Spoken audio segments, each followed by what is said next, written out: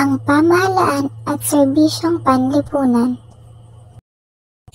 Ang pamahalaan ay isang institusyong gumagawa at nagpapatupad ng mga batas. Pangunahing tungkulin ng pamahalaan ng pagtataguyod ng kagalingan ng mga mamamayan. Isinasaayos ng pambansang pamahalaan ang lahat ng bagay sa loob ng bansa upang maging matiwasay ang paninirahan ng mga mamamayan dito. Programang Pangkalusugan.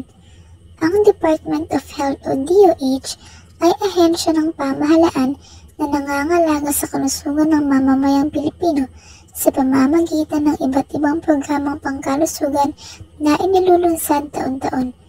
Nangunguna ito sa paggawa ng pampublikong pagamutan, ospital, at pagbibigay ng mga medical mission at insurance sa mga pasyenteng makalita. Programang Pang-edukasyon. Ito ay pamahalaan ng Department of Education. Ito ang nagtataguyod sa sistema ng edukasyon sa Pilipinas para sa lahat ng mga mag-aaral na Pilipino.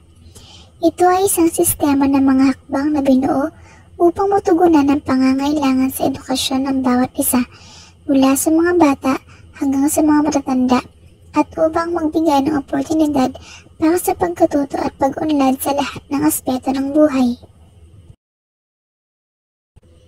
Programang Pangkapayapaan.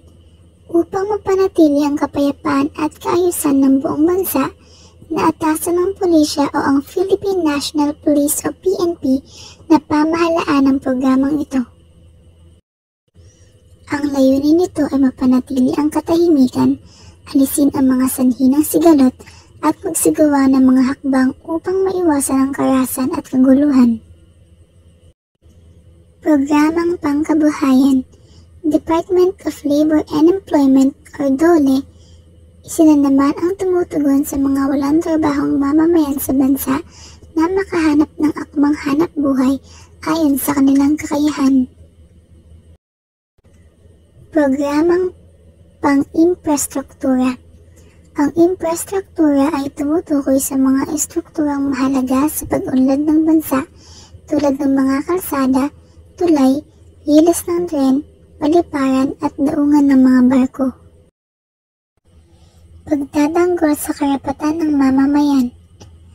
Ang Commission on Human Rights o CHR ang nangunguna sa mga programang may kinalaman sa pagtatanggol sa karapatan ng mga mamamayan. Sinusuri at inuusisan nila ang mga pangyayaring maaaring lumalabag sa karapatang pantao. Programang Pang-agrikultura. Sa larangan ng agrikultura naman, nagpapamahagi ng mga bagong binihi ang pamahalaan sa ilalim ng pamumuno ng Department of Agriculture sa mga magsasakang nais magpatubo ng mga masustansyang pananim. Programang Pang-enerhiya. Ang kagawaran ng enerhiya ay responsable sa pagpaplano, pagsusuri at pagpapatupad ng mga polisiya at programa ukol sa enerhiya sa Pilipinas. Kasama rito ang pagpapatayo ng mga planta ng kuryente tulad ng mga geothermal power plant, dam at iba pa.